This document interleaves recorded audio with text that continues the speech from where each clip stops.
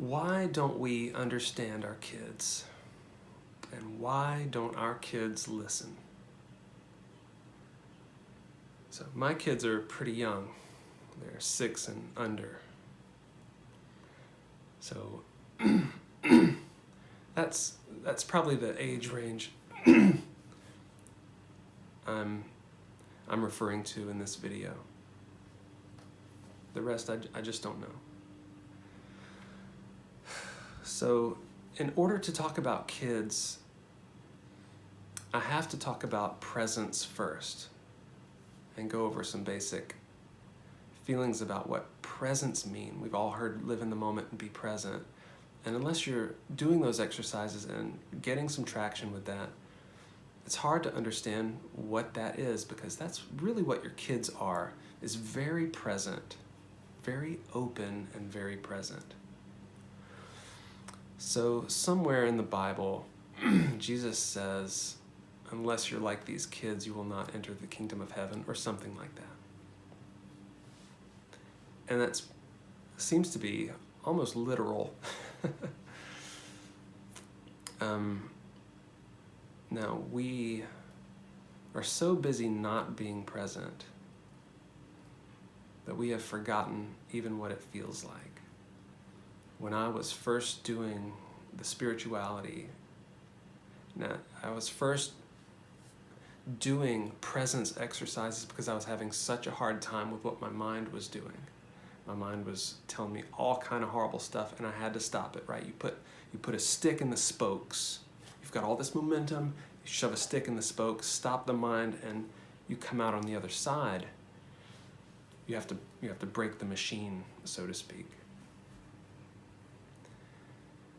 And it was very surprising when I was first doing my presence exercises that I would get disoriented about the world. I'd be driving down the road, and one of my exercises was that I'd try to draw in as much visual information from my periphery as possible. Not focused on the car in front of me, not focused on the lights or my mirrors, but just take it all in. And when you're taking it all in, you can't focus and overthink, the one thing that you're focused on. So that was one of my presence exercises. And I'd be driving down the road and I'd get disoriented.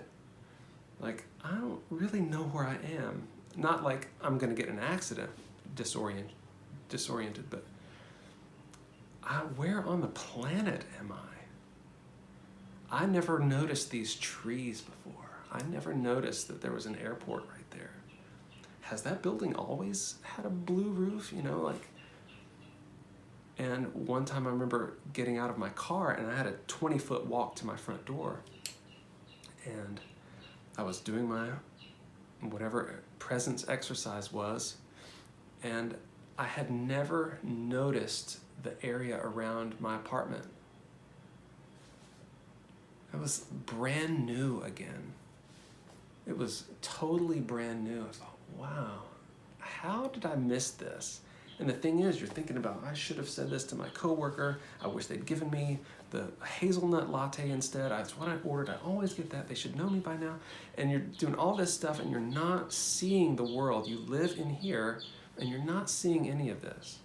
You have compartmentalized that you turn right here, you turn left here, you wave at the neighbor, you pull in, you go inside, and then you start your inside routine without seeing anything. But that's because you have digested all of this stuff. That's why we like to travel, because it's new and it's exciting. We haven't digested it yet, right? In your neighborhood, you've already crunched it down into its, you don't have to think about it anymore. You're free. You're free to be miserable in your mind, and that's what we want.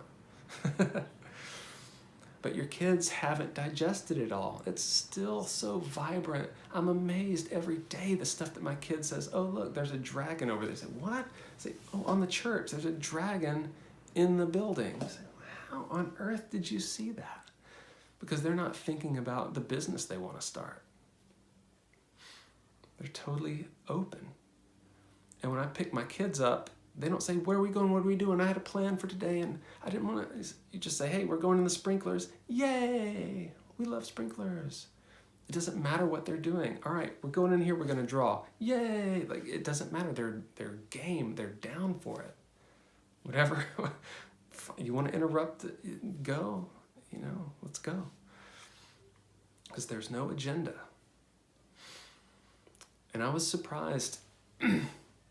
I'll let this be the last anecdote, but I was very surprised in my adulthood. I was in my mid-30s and I walked out of the front door of my house and I was having a hard time, focused on my being present things, and the sunlight was coming down in just a certain way and I was very present, just like this tingling present floating on a tangent on the universe present. And I had a flashback to when I was young and at a friend's house. I was probably 10 years old or something, at a friend's house and playing football in the backyard. And I thought, wow, I have not been present in maybe 30 years. 30 years I've been cooped up in my mind. I had to have a flashback to what it felt like. I don't have flashbacks about eating oatmeal. I do it all the time. You only really have flashbacks when it's a significant jump, right?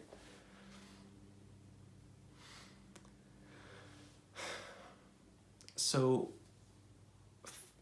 it was an eye-opener for me to see that.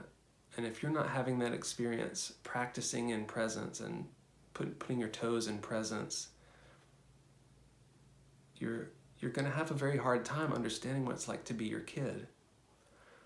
I have a memory of, I was very young, 5 or under, and I had some lipstick, and I was drawing on the arm of our blue and white sofa that we just got maybe the day before. And I remember my mother being very loud. And then I remember her trying to erase it with a paper towel. And I don't remember being in trouble. I don't remember anything specific about it. I just remember there I was drawing, and then there was very loud sounds, and then she was trying to smear my drawing around. And that helps me understand my kid when my kid is in trouble and won't listen, because your kid is not fully a person yet.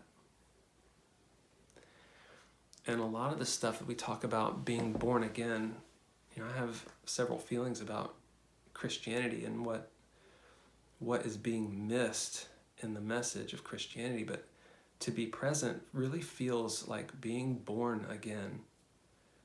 And I think that there is a greater message in there than just the generic Christianity that I was raised with.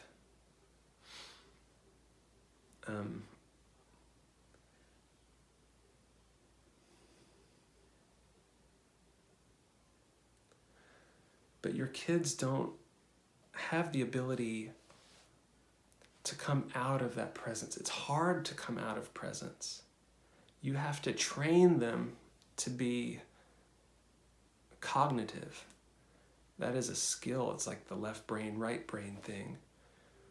You have to learn to be in school. You can only focus so much, and then every year you get a little bit better at compartmentalizing, and eventually your kid will go through this life just like you and not notice anything. Just be totally mental. And then it'll be so bad he'll have to go through presence training again. But please try to do for your own benefit, try to do some presence training. And for the benefit of your kids, try to understand that they do not grasp this thing. They do not grasp why it's important not to draw on the couch. It's hard for them to pay attention in school. A lot of us are having to homeschool now. And it's very frustrating. It's very frustrating even having some sort of understanding about what is they're experiencing, because it's still costing me my entire day because they're daydreaming. That's also a beautiful thing to daydream. You don't want to take your kids' childhood from them, make them adults at age 3, but that's our tendency, because we have our own agenda that we're trying to get back to. Let's do your school for a little while so I can get back to my life. And just keep yourself in check, and it's going to be okay. You probably shouldn't be as entangled in your own melodrama as you are.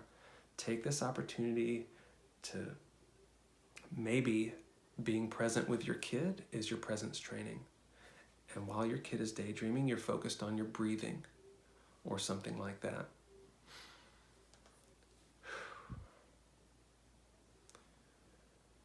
Maybe there'll be a part 2 to this. Thank you.